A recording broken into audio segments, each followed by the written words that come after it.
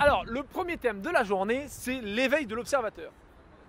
Je vous ai dit, le principe, ce serait de devenir champion du monde de l'éveil collectif. C'est-à-dire qu'on est la première nation au monde intégral, tu vois, à s'éveiller et à dire « Waouh, en fait, la vie, ça a un autre sens, il y a un truc caché qu'il faut aller trouver en soi. » Quoi de mieux pour l'éveil? Je vous avais dit, ouais, faut se réveiller. Mais tu vois, réveil, je trouve ça un peu violent, donc je préfère l'éveil.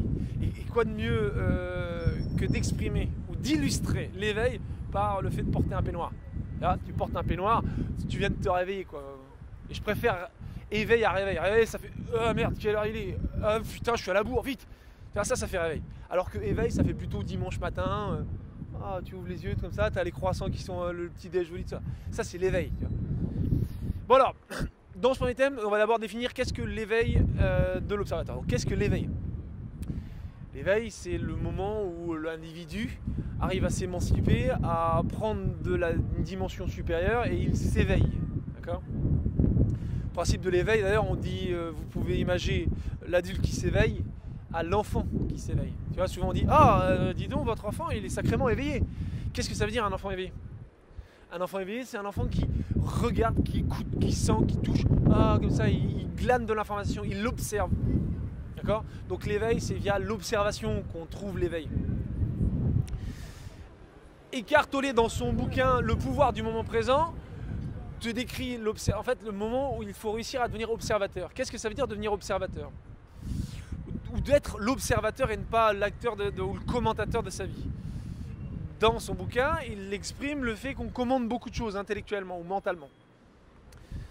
Mais ces commentaires, en réalité, ne changent pas le fait que l'action se déroule dans l'ici maintenant. Vous pouvez commenter effectivement, tiens, ce mec-là, il a une sale gueule, ou oh, tiens, cette fille-là, elle est jolie.